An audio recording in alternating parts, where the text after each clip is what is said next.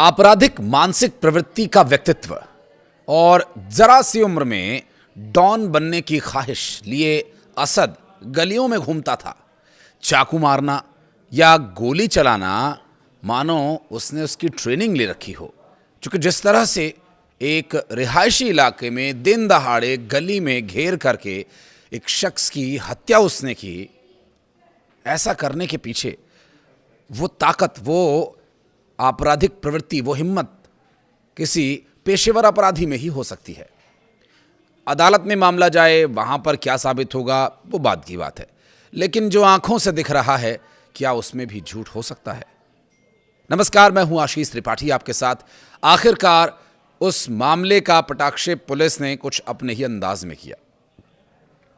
गाजियाबाद के सूर्या चौहान हत्याकांड मामले का मुख्य आरोपी असद पुलिस एनकाउंटर में ढेर कर दिया गया। असद, जो आपराधिक प्रवृत्ति का व्यक्ति था, आपराधिक मानसिकता रखने वाला और पुलिस और कानून में विश्वास न रखने वाला एक ऐसा इंसान जिसने अपने ही दोस्त को चाकू मारकर बुरी तरह से घायल कर दिया और मारने के इरादे से ही, जान लेने के इरादे से ही उसने ऐसा किया और महज कुछ ही देर में उसकी मौत हो गई।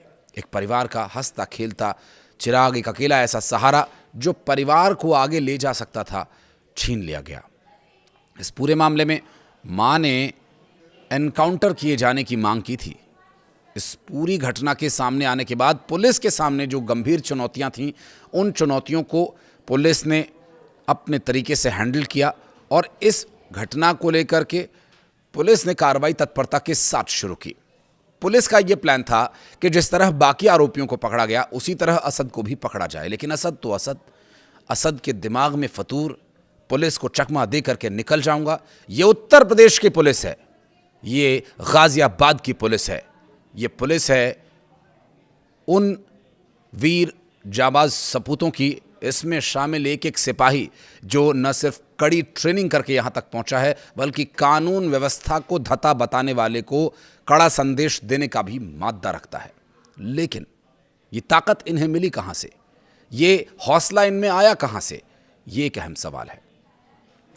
उत्तर प्रदेश की पुलिस लगातार अपराध को नियंत्रित करने में जिस कदर कामयाब हुई है, इसकी चर्चा हर ओर है। इसका कोई तय पैमाना नहीं है कि पुलिस ने किस तरह से उत्तर प्रदेश में अपराध पर लगाम लगाई है, क्योंकि पुलिस अब अपराधियों को बेलगाम छोड़ने के मूड में बिल्कुल भी नहीं है।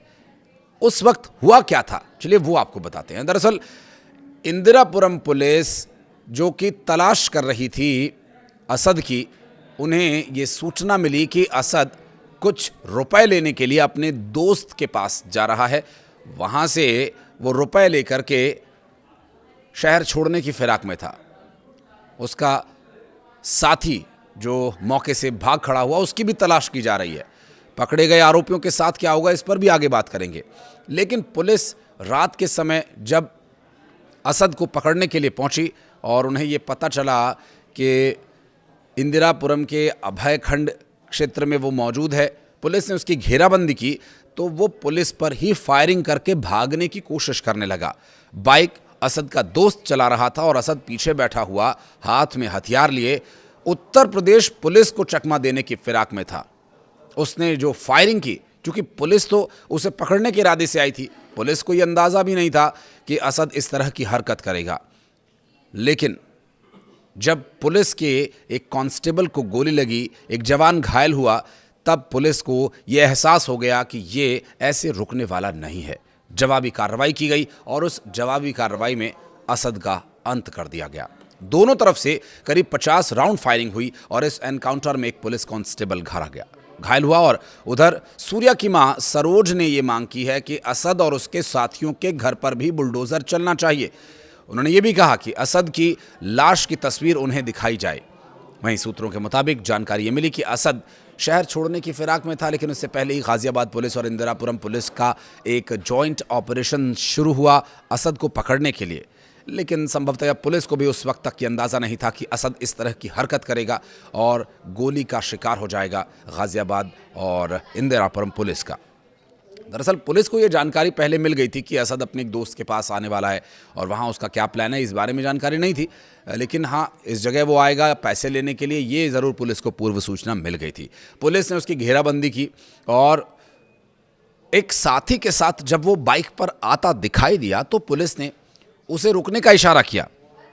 पुलिस का दावा यह है कि रुकने के बजाय असद ने पुलिस पर ही फायरिंग शुरू कर दी।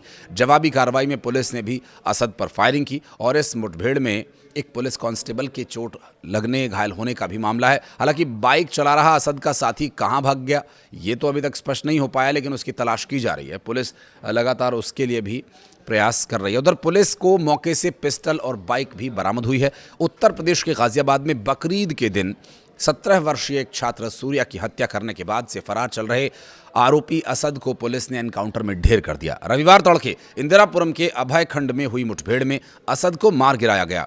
खोड़ा और इंदिरापुरम पुलिस ने मिलकर के इस संयुक्त अभियान को अंजाम दिया, जिसमें एक कांस्टेबल भी घायल हुआ। बता दें कि कक्षा 11 में पढ़ने वाले सूर्या की मां और उनकी बहन ने आरोपियों का एनकाउंटर किए जाने की गुहार लगाई थी। मां सरोज ने कहा कि मैं ये चाहती हूं कि उसे भी मार दिया जाए जिस तरह उसने मेरे बेटे को मारा। मैं उसके लिए भी वैसी ही सजा की मांग करती हूं।